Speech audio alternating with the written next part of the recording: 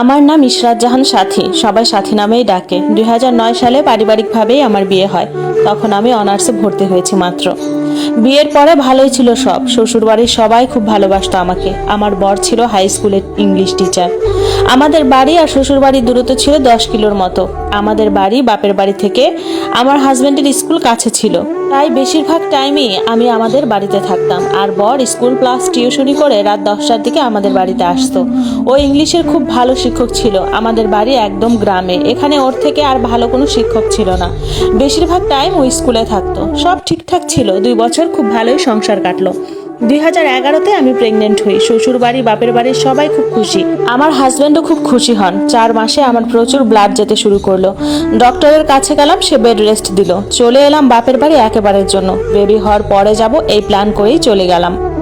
আমাদের বাড়িতে আমি, আমার মা, ছোট ভাই ক্লাস 10-এ পড়তো তখন, আর বড় ভাবি। এই নিয়ে আমাদের সংসার। আমার বাবা নাই। ছোট ভাই হওয়ার 3 বছর পরে বাবা মারা যায়। সেই থেকে বড় ভাই আর মা অনেক কষ্ট করে আমাদের মানুষ করেন। বড় ভাইয়া নৌবাহিনীতে জব পায়, সেই থেকে আমার মায়ের কষ্ট গুছালো। মা বয়স্ক ছিল, তাই ভাবি বাড়িতেই থাকতো। ভাবি খুবই মিশুক ছিল, যে কোনো মানুষের সাথে খুব তাড়াতাড়ি মিশতে পারত। আমি বেড রেস্ট যাওয়ার পরে স্বামী সহবাস নিষেধ ছিল, একেবারেই কাছে যাওয়া যাবে না। বর এই নিয়ে প্রথম একটা ঝামেলা করেছে, বাট তারপর লক্ষ্য করলাম সে ভালোই আছে। পাশে শুয়ে থাকলেও আমার দিকে তাকাচ্ছে না, আমার গায়ে হাতও লাগাচ্ছে না এমন। আমিও ভাবলাম হয়তো ডক্টর নিষেধ, তাই দূরে দূরে থাকছে, বাট এটা ব্যাপার না। দিন যত যাচ্ছে বরের অবহেলা ততই বাড়ছে। আগে রাতে বাসায় আসতো, আর এখন আসরের আজানের পরপরই বাসায় আসে। আর আমার ভাবির সাথে খুব একটা অন্যরকম সম্পর্ক। আগেও ভালো সম্পর্ক ছিল, যেহেতু ভাবি অনেক মিশুক ছিল তাই। কিন্তু এখনকার রিলেশনটা চোখে পড়ার মতো। সন্দেহ করিনি কখনো, কারণ ভাবি অনেক ভালো মনের মানুষ ছিল এবং এতদিনে তার কোনো খারাপ কিছু চোখে পড়েনি। একদিন ভোর রাতে ঘুম ভেঙে যায়, উঠে দেখি বর পাশে নেই। আমিও ধীরে ধীরে উঠলাম। উঠে দেখি সিঁড়ির উপর বসে বসে ফোন টিপছে। বলল ঘুম আসছিল না, তাই উঠে আসলাম। একদিন ওর গেঞ্জি খুঁজছে, কোথাও পাচ্ছে না। পরে ভাবি এনে দিল তার রুম থেকে। আমিও ভাবলাম হয়তো ভাবি কাপড় আনার সময় সব একসাথে এনেছে, তাই তার রুমেই ছিল। তারপর স্কুল থেকে বিভিন্ন সময় কিছু প্রয়োজন হলে ভাবির নাম্বারে কল দিত। ভাবি এসে আমাকে বলতো।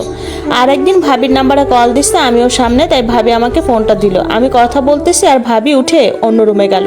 কি যেন মনে করে হঠাৎ ভাবির ফোনের ইনবক্সে গেলাম। এটাই হয়তো আমার ভুল ছিল। ইনবক্সে দেখি বরের মেসেজ। একটা মেসেজ এমন ছিল, কি দরকার ছিল আমার রাতের ঘুমটা কেড়ে নেওয়ার? এখন না পারছি তোমাকে বুকে নিতে, না পারছি ঘুমাতে। এই মেসেজ দেখে আমি মাটির নিচে ঢুকে যাব নাকি পানিতে ঝাঁপ দিব বুঝতে পারছি না।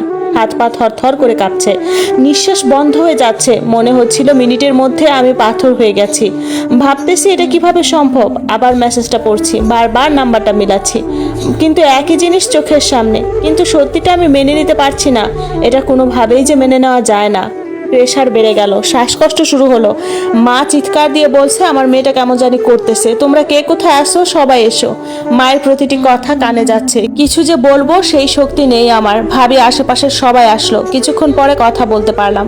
বড় শুনে তাড়াতাড়ি বাসায় আসলো। ততক্ষণে আমি কাউকে কিছু বললাম না, শুধু চোখের পানি পড়ছে আর হাত পা কাঁপছে।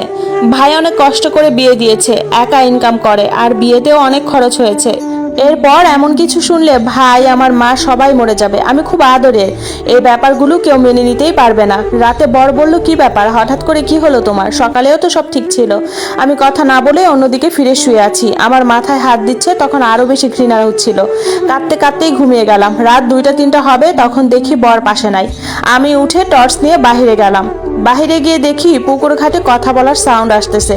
কাছে গেলাম, শব্দ নাই, হয়তো ফোনে কথা বলতেছিল। কিন্তু আমাকে দেখে ফোন কেটে দিছে।